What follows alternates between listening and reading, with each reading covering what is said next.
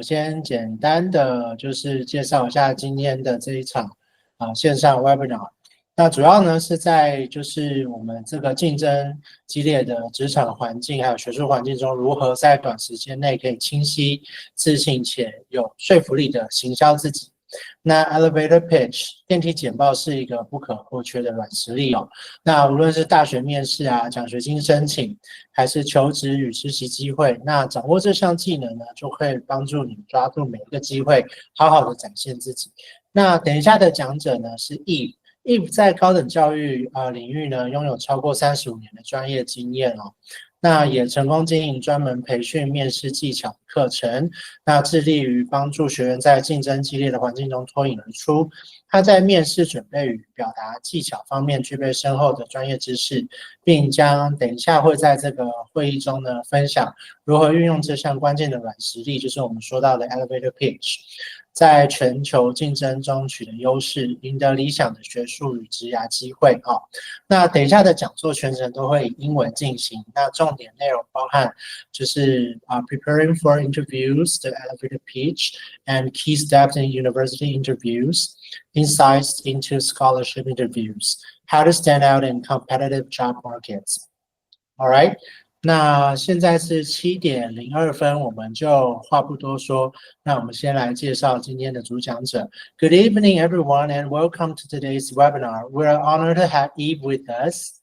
Without further ado, please join me in welcoming Eve. Hello, Eve. Hello, good evening, everybody. I am so happy to be here with you today. I know that this is a very exciting time for you in your life, and I'm happy to be invited to help you along with your journey. So today, let's get started. We are going to talk about some very important elements of that journey. We're going to start with the elevator pitch. Now, why do we call it an elevator pitch? We call it an elevator pitch because think of yourself riding an elevator and how long it would take you to get to the next floor. It's only going to be a very short time, maybe 30 to 45 seconds. So if you are meeting somebody for the first time in a network event or some type of social gathering, or maybe in an elevator, what you want to be able to do is introduce yourself, but you want to do it in a way that is very concise, conveys some very important information, and wants the individual to continue to engage with you. So how do we go about that? If we only have 30 to 45 seconds, what are some key elements that we want to keep in mind? First, the first thing you can do to put somebody at ease is to smile. That first couple of seconds when you meet with somebody is going to be critical. As they say, first impressions are the most important. So make sure you're smiling. The other thing that you can do is show your enthusiasm, show your confidence, and make sure that you're monitoring your inflection in your voice so it shows that you have energy. Now, when you first meet somebody, you want to be able to introduce yourself, and you are going to start by saying your name. So, hello, good evening. My name is Eve Dower Wong. So you want to put your name out there first. And then the next thing you want to do is talk about an accomplishment that makes you excited, that will show your enthusiasm. So I don't expect you to use this elevator pitch. It's very simple, but for example, my name is Eve Dower Wong, and I am looking forward to graduating from my secondary institution, and I'm looking forward to pursuing a degree in higher education in the United States and at Cleveland State University. I have a passion for nursing, and I would like to be able to pursue that degree so that I could help others in need. Now, hopefully, I'm conveying to you what I want to do, my purpose, what my passion is. Keep it simple, because you don't want to overwhelm somebody the first time you meet them, but you are indicating what you're most proud of. You're about to graduate and you're on your way to the United States to study. You're telling them about the degree you would like to pursue and why that is very important. Now, when you end your elevator pitch, it's always important to mention your name again, because when I first met you, maybe I wasn't quite paying attention, or maybe I was a little distracted. So say your name again so the person remembers you, and maybe a little bit of a tagline at the end.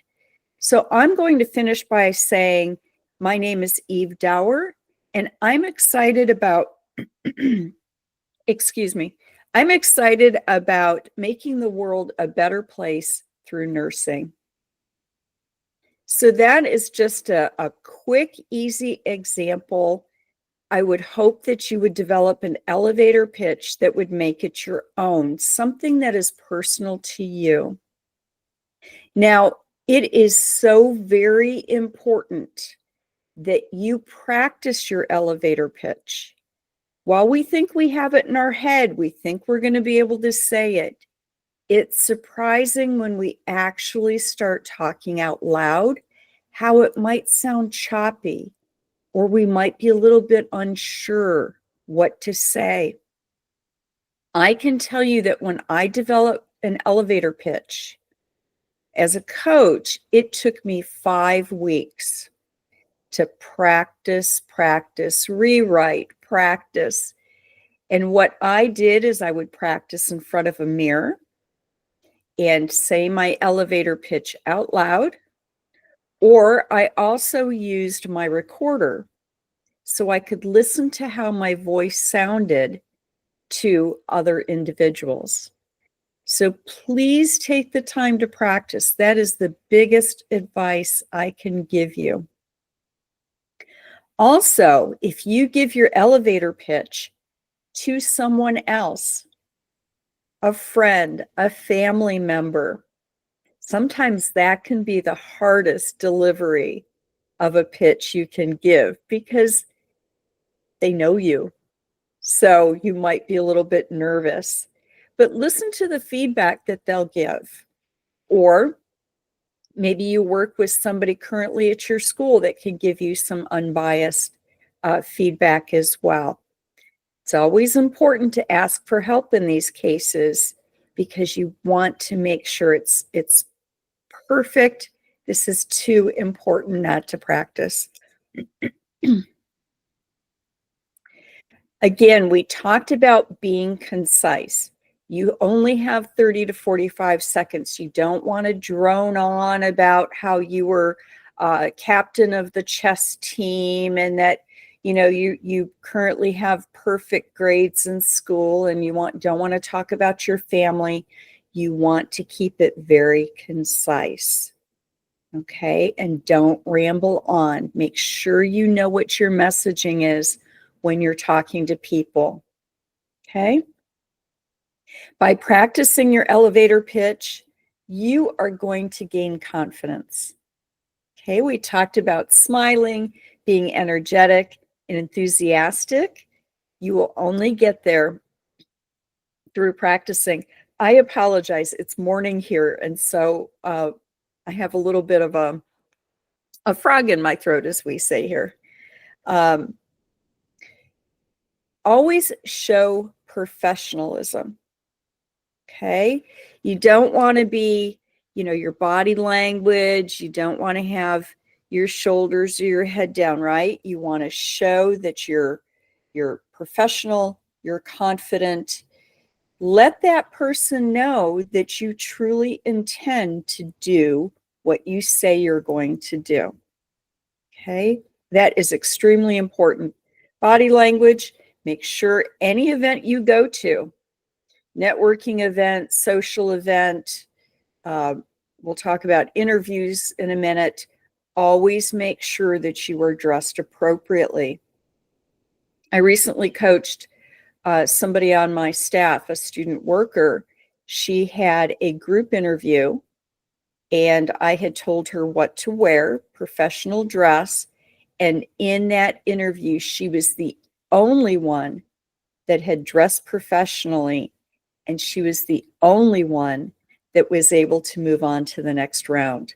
So these little details do matter. Now, there's a difference between an elevator pitch and a university interview. A university interview is going to be more lengthy. But the advice that I would like to give you here is, remember, an interview is just a conversation. It should be a free flow of thoughts and ideas back and forth between the individuals that you're talking to. An interview should not be the interviewer just asking you question after question. Okay? You should be allowed to go back and forth, ask your own questions. Okay? Now, it can be nerve-wracking when you don't know what those questions will be. You might be in front of an admissions officer, a faculty member. But again, the same skills that we just talked about for the elevator pitch. Show your confidence, smile, show your enthusiasm. All of those are going to help you when you're speaking to your admissions officials. Now, sometimes these interviews can be done over the phone. And in my opinion, those are the most difficult because you can't see somebody's body language. You're not sure what they're doing through the phone. To show your enthusiasm and have it come through in your voice, make sure that when you're on the phone, you smile. It has been proven that if while on the phone you are smiling, you are naturally going to show enthusiasm in your voice, and that will come through. So keep that in mind. Video conferences, no different than in person. Make sure you are properly attired. You want to make sure that your lighting is proper. You want to have the light in front of you. Ideally, you would have only a little bit of space above your head. Your camera would show from here up, and the camera is going to be at eye level.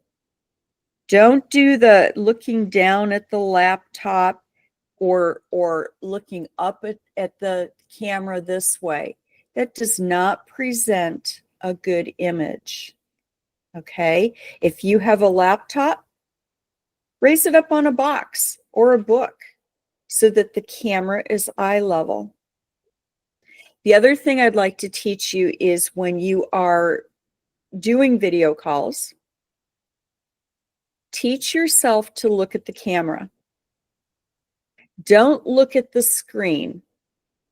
So hopefully I'm conveying to you that I'm speaking to you directly because I'm looking at the camera.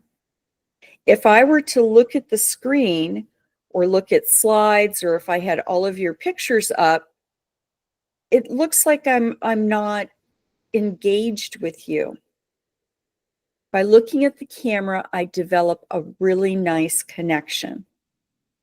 So if you have to put a little piece of tape near your camera, a little something bright or colorful, try to do that. And as you go through various aspects of your life and you're on calls, try to keep in mind, look at the camera. It will be very helpful. So now that we've landed the interview, what are we going to talk about? What do we need to do to prep for that interview? Well, first of all, you want to research any university that you're thinking about attending. You want to know what that university has to offer, and is it a good fit for you? Right? Your admissions officers will ask you why you're a good fit, but you need to know that the university is good for you as well. Maybe they have a particular program in engineering, or maybe they have a particular lab or some type of research that they're doing that is of an interest to you. You want to know all about that. Find out as much as you can about faculty in your intended area. This will help you go into that university interview knowing about the school and knowing what they have to offer. The next aspect, the interview itself. Now, we've talked about dressing, we've talked about greeting the interviewer confidently, but please arrive on time. If anything, you need to arrive early. Sometimes we get stuck in traffic, or sometimes maybe technology doesn't work. Whatever it might be, make sure you are ready to go when your appointment time comes up. Now, we all get nervous. It's natural that you would be nervous going into any type of interview. But it's very, very important for you to listen to the questions. I've had people interview in front of me, and I will ask a question, and because they didn't take the time to understand it, they started answering something completely different, unrelated to what I was asking for. Don't do that. If you get a little nervous and you need to have the person repeat the question, go ahead and say, I'm sorry, could you please repeat that question for me? It's okay to do that. Or if you're being asked a question, it's okay to pause for a minute, not too long, but just a little bit to get your thoughts together. It's better to have that pause than to start answering something wrong or start stumbling on your answer. Okay? So again, relax. This is a two-way conversation. You should be as interested in what that interviewer has to say about the university as they are about you. So you're also interviewing the university. Now, I've had people ask me, should I take notes during the interview? Absolutely not. I can't think of too many cases where I would ever recommend that. You should be well prepared in advance. Taking notes during an interview breaks that flow of conversation, and that would not be appropriate in this case. What I do want you to do, though, is when you leave the interview, jot down some notes, some things that might have been said, things that were discussed, maybe outstanding questions that you now have that maybe you'll go back and research. Maybe there is a follow-up that you need to do with the interviewer. That, after the interview is over, is the time to jot down those notes. Take time to reflect what went well, and then also reflect on the areas that you might need to improve. Okay? We're never perfect. We always have areas that we can improve for the next time. It's what we learn from our mistakes. And the biggest after interview action I can tell you is write a thank you note. So many people now have lost the art of writing a thank you note that when somebody does receive one, it makes you stand out. It shows your commitment to what you're doing. In this case, it shows that you really are interested in attending the university. Now, don't just write a note and say, oh, thanks for the interview. What you want to do is formally address the individual that you've interviewed with, or it could be multiple people. Make sure you write individual notes. And you want to specify something that was discussed in the interview. So, for example, Mr. Smith, I'd like to thank you for my university interview today. I've appreciated the opportunity to discuss with you the motion lab that you have within the engineering college.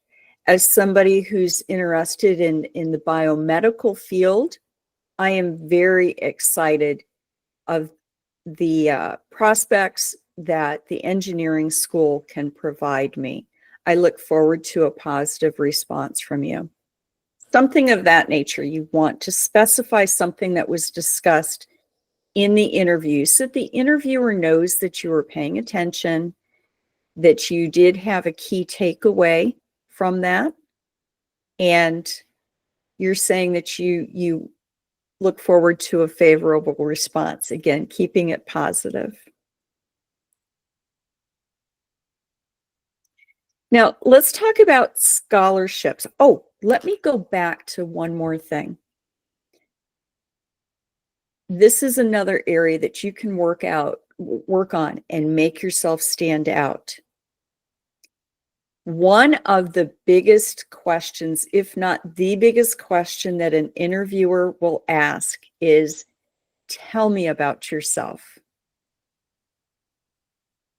I've had people drone on and on and on, and I get sleepy because, they're not getting to the point. I'm going to give you a little pro tip. When somebody asks you to tell you about yourself, tell me about yourself. Each and every one of you have a unique story. You may not think about it just at the moment, right now, but think about what makes you unique and special. For example, why is it that you want to go into computer science? Well, when I was little, my father was one of the first individuals to actually work on computers. And his company would allow him to bring his these computers home, and he would show me how they worked. We would take them apart and we would put them back together. And I developed a love for computers at that point, working with my dad. And so now as I want to learn more about computers and computer science, this is driving my passion, my purpose for wanting my university degree in computer science. And I know that Cleveland State University has a great computer science program. It's nationally ranked. And so that's why I want to be a part of the university community at CSU.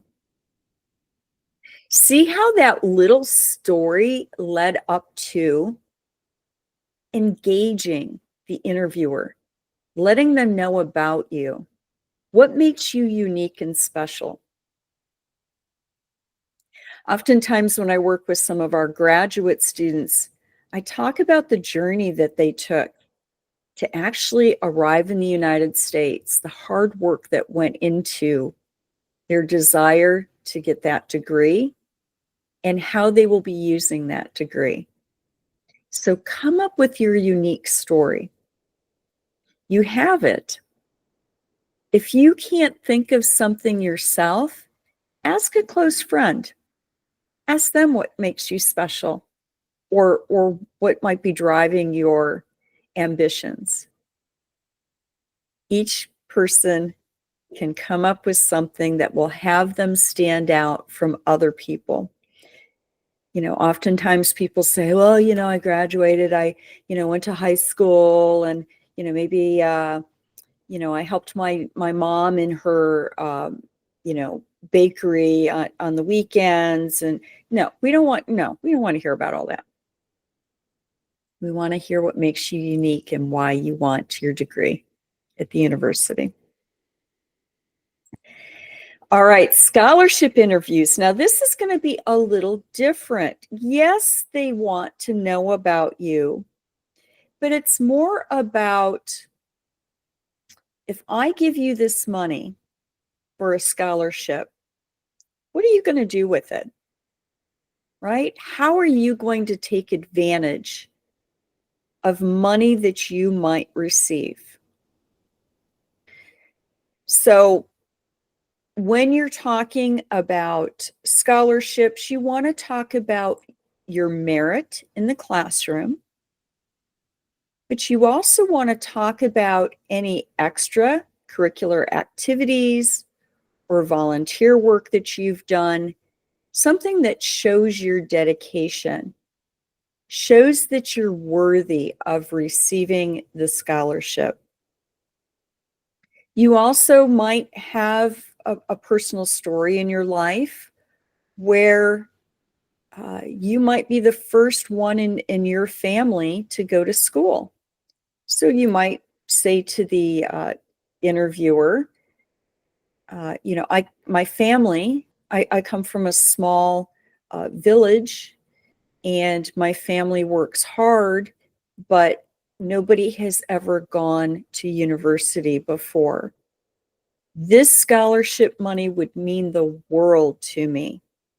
It would mean that I could pursue an education that my family never had the opportunity to pursue.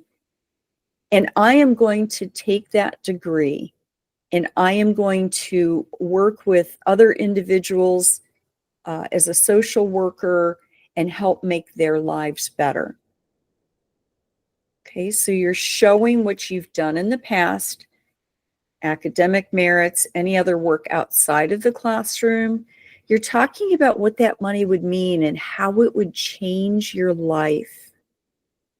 And then you're going to talk about how you're going to change something moving forward. Okay. I hope these suggestions, pro tips, if you will, are helpful.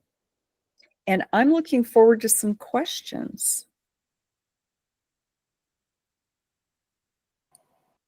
What questions, what might we have? Okay, so does everybody have any questions here? 大家有任何的问题吗？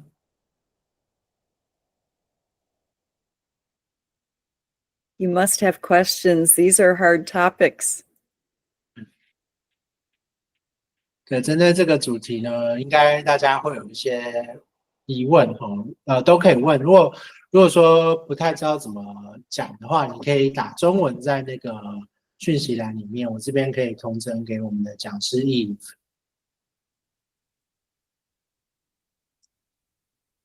好，有任何的问题吗？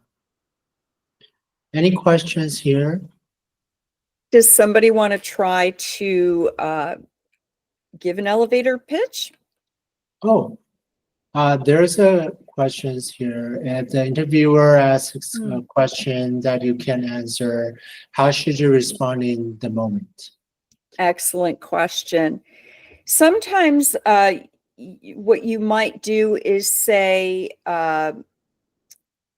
well, unfortunately, I'm not able to answer that question directly, but let me tell you how my experience is relevant. So let's say if they ask you, oh, I'm trying to think of a question. I guess what I'm trying to say is, if you can't answer that question specifically, try to give something that is relevant, that you can bridge the gap that helps them understand, well, maybe you're not quite experienced here, but you have some experience that will allow you to grow and develop. You've shown your value and worth in another area. Does somebody want to give me a question and I'll try to answer it based on what was just asked?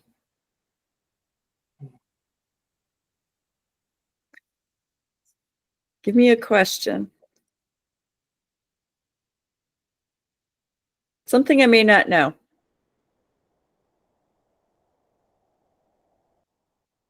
Okay, I'll go. Good. Why do you want to apply for this university degree? Okay, now, first of all, you should have the answer to that one because you've done your research on the school. But let's say I didn't know about their physics program, okay? And I didn't know about a particular faculty member that was renowned. I would say, well, while I didn't look up Professor Smith, I did look up his colleagues who are working in the area of research that I would like to study. And it's those faculty members that are driving me to apply for this university and look forward to that acceptance. Something like that. Did that help or not? Yes, it helps. Okay. So, Karina, is that the answer that you're looking for? Does Karina want to give me a question? And I'll see if I can tailor it for her. Okay, so she says, yes, thank you so much. Do you consider yourself a success? That's the question that she has. Of course you're a success, Karina. Oh, come on. You wouldn't be sitting in this webinar if you weren't a success. The idea that you're thinking about going abroad for school makes you a success. So what makes you a success? I don't know you personally, but I'm guessing that your academic record is probably stellar. I'm sure that you've participated in various events in your life. Maybe you've helped other individuals. You want to talk about all of that. Have confidence in yourself. Things that you just think you do on a daily basis maybe aren't a big deal to you, but they might matter to somebody else. So make sure you're giving yourself credit for that. Make sure you're putting yourself out there and believe in yourself.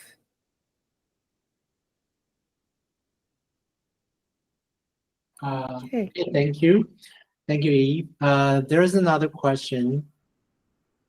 Oh, Karina says, thank you.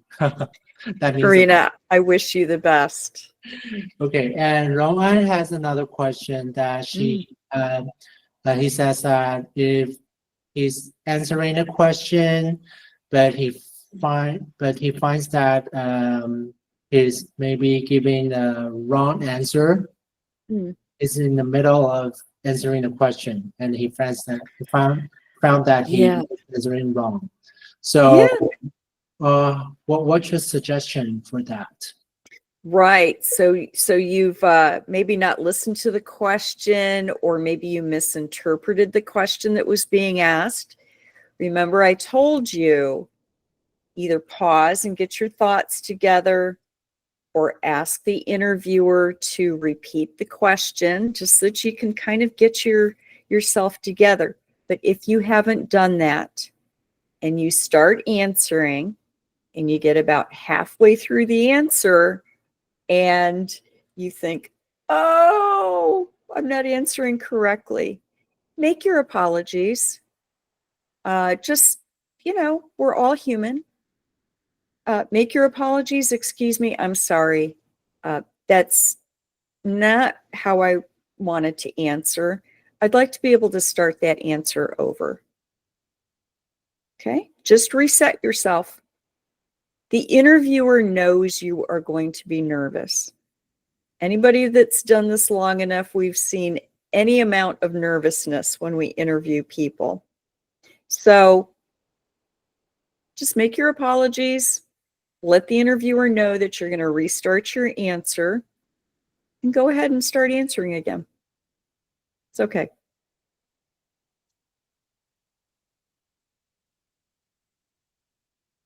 Next question.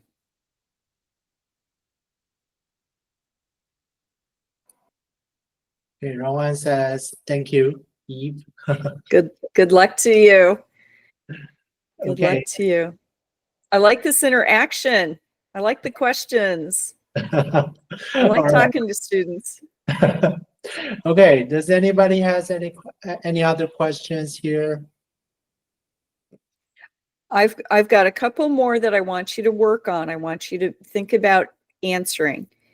The biggest one is tell me about yourself. You have to get your story down. That's usually the first question. And just like the elevator pitch, that's the one that's going to make the impression. So let's make it a good one. Other questions to work on and have your answer ready to go so you don't stumble is, what do you consider your greatest strength? Or what do you consider your greatest accomplishment? Okay, sometimes those can be interchangeable. But the one that gets people tripped up is, what do you consider a weakness? Now, I don't want to really give my weakness. I want to be able to answer skillfully here. You want to be able to show the interviewer that you have an awareness of a weakness. Okay, so maybe I'm not the best delegator. As a director, maybe I don't delegate as much as I should. That can be a weakness. And I would tell the interviewer, well, by not delegating, I am not giving my team members the opportunity to grow and develop so that they can enhance their skills. So every morning, I look at my calendar and I decide what needs to be done for the day. And I make a very conscious effort to then ask others to share in those responsibilities. So what I'm showing that interviewer is that, yes, I have a weakness. I don't delegate well.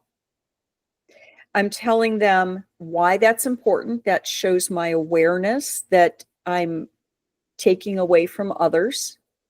But I'm also showing how I try to overcome that weakness.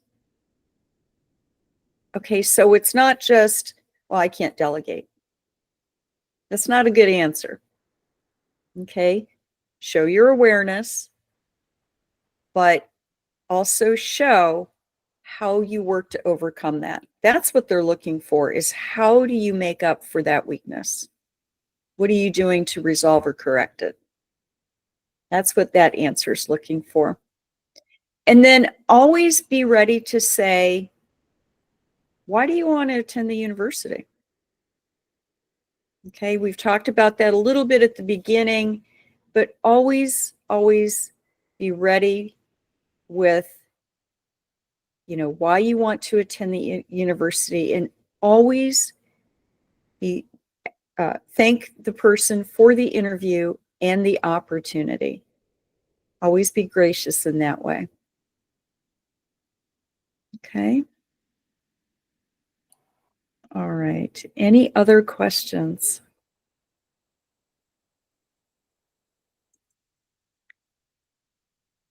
Okay. Well, if there's no other questions, I just want to give you a few final words. Again, this is an exciting time in your life. I'm so happy that you've allowed me to come and speak to you. I hope you do well. I know you're going to do well in any interview or elevator pitch that you give, because you're going to practice. You're working hard to meet your dream, and I know that you will be successful in doing that. If you have questions, if you would like me to look at anything that you've prepared, any answers, elevator pitches, I will provide my email address. I look forward, I hope one day that I can meet you in person. But if not, let me know how this time together has helped you obtain that university admission that you're looking for. That would do my heart good. Thank you, Eve. Okay. Karina, good luck to you. Good luck to all of you. Okay, thank you. Thank you so much. Okay, take care, everybody. All right, everybody, I think that's the end of our webinar. If you have any questions, just let us know. And Eve will provide the email address. Do you want me to put it in the chat now? Yeah, sure. Okay. Sorry. I'm used to Zoom. I'm not finding the chat.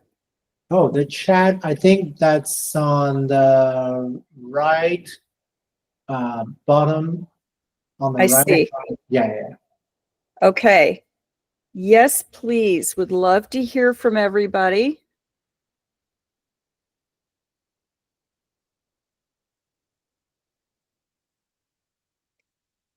Even if you don't come to Cleveland, which I'd love to have you come to Cleveland, but if you end up anywhere, just want to know how you're doing and how this might have been helpful. Okay, we see your email address. Thank you, Eve. You're welcome. And thank you again for inviting me. This was a great way to start my day. I know it's evening for all of you. Yeah, it's morning. Thank you, Eve. Thank you so much. All right. Take care, everybody. Good luck. Okay, goodbye. Bye.